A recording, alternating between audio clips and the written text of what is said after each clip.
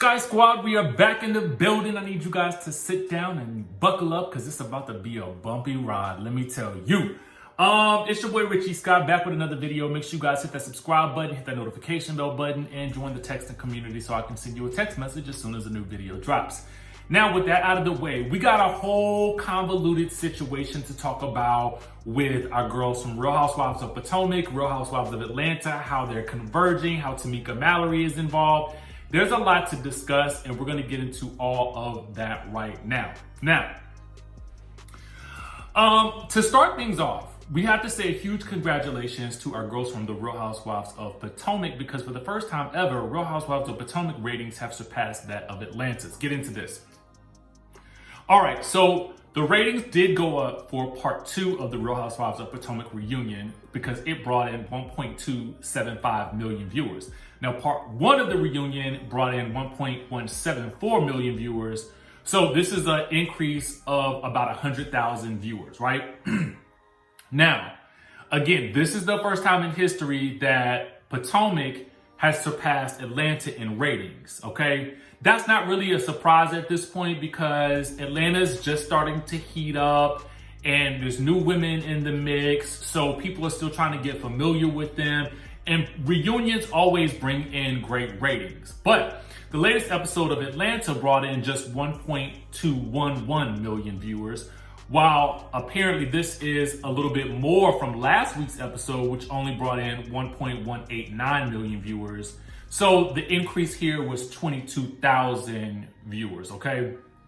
Now, I want to know what you guys think is the cause of this. I mean, do you guys think it's just because, you know, Atlanta's just slow this season because we're in a pandemic, or is it because Nene's not here? Let me know what you think down in the comment section down below, but I'm sure things will, I hope things pick up as the season goes on, okay? So with that out of the way, I want to get into some other things that we need to talk about. So yesterday, we talked to you guys about how Porsha Williams called out something that Kenya Moore had said in the preview for next week's episode, where she is basically saying, it seems like Porsha and the groups that are getting arrested are putting themselves in a position to get arrested, kind of seemingly saying that, or discrediting the work that Porsha is doing for the Black Lives Matter movement. Now, we talked to you guys about how Porsha clapped back at that and basically said that she was going to pray for Kenya in her dark heart, okay? And so what we also saw was that TAMIKA Mallory also chimed in support of Porsha, but also directed a comment at Kenya Moore that says, yes, Kenya Moore, it seems you need an education on civil disobedience. Google and or history classes are your friends, okay? So let's take things a step further. Kenya Moore, I'm assuming, caught wind of that, or at least she caught wind of Porsha's part of that, and she made her own clapback on her social media. She says, fake. If you fight for us against a black woman, accept the ones who deserved it. Okay, so basically, what we think is that, and many on social media think, is that Kenya was basically saying, so you're supporting Monique against Candiace, but you don't support it when it happens to another black woman. Now, for me and for many people, this was a hard no, okay? Because from my perspective, I was thinking to myself, surely you can't be comparing, you know, what happened to both Kenya and Candiace getting their hair pulled on television to Breonna Taylor's life being taken from her from some police as they entered her home while she was sleeping. You surely can't be comparing the two. Now, support of one is completely different from support of the other, okay? That's, to me, apples and oranges, and I just felt like we can argue about so many other things, but not this, okay? So I'm assuming Kenya Moore also caught wind of TAMIKA Mallory's post, okay? And so she actually wrote on her Instagram IG this. She says, TAMIKA Mallory, thank you, Queen, for your comment to me, but my eyes and ears and my magna cum laude education are my only friends. not Google. I respect all the real and important work you do, and by the way, I was correct. Since many are fans of Real Housewives of Atlanta, let's watch the entire season and decide what is real or fake, not just a clip from an episode yet to be aired. I am not here to write a book, get ahead of a bad storyline, play victim, use a good cause to help a bad image. Speaking of Porsha, as a person you have always looked up to and always copies, you can't educate me on anything but how to install a good lace front and be a freak. No shade, as you said before the dark heart comment. Please drive your hate Kenya train onto the same tracks as the Underground Railroad you thought existed 5 minutes ago. Or when you beg producers to cut you being bothered by Kandi making progress for hashtag Black Lives Matter on our behalf. We see you for real. Oh, interesting that you asked people to vote but excluded cast members in your voting PSA. Hashtag fake, hashtag pray for real, hashtag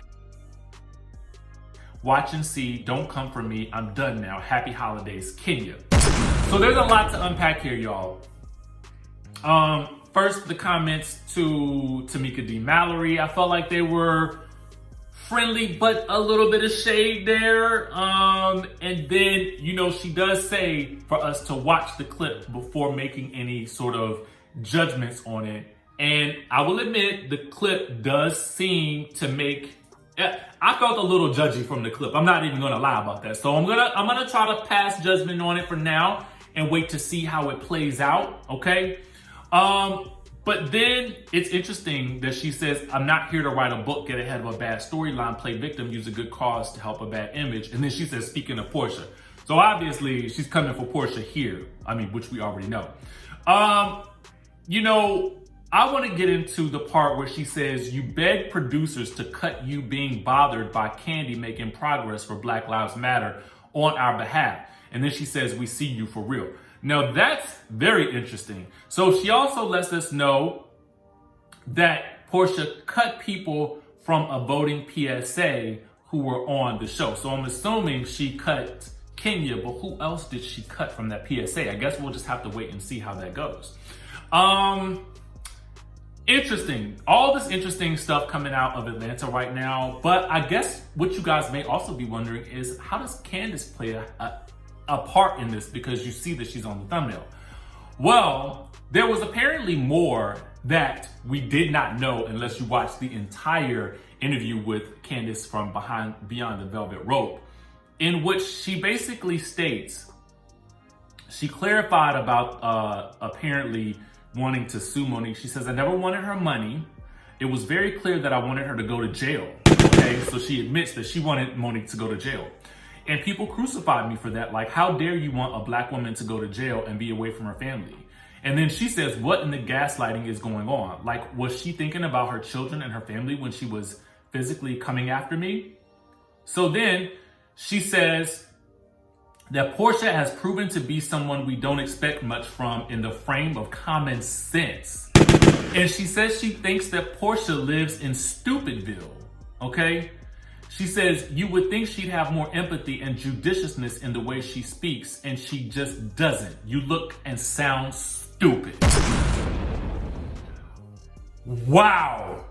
A lot to unpack here. I mean, right before the holidays, y'all. I mean, comment on that. Let's bring it in, ladies. Let's bring it in. I mean, I don't even know what to say about any of this. It's so much to unpack here.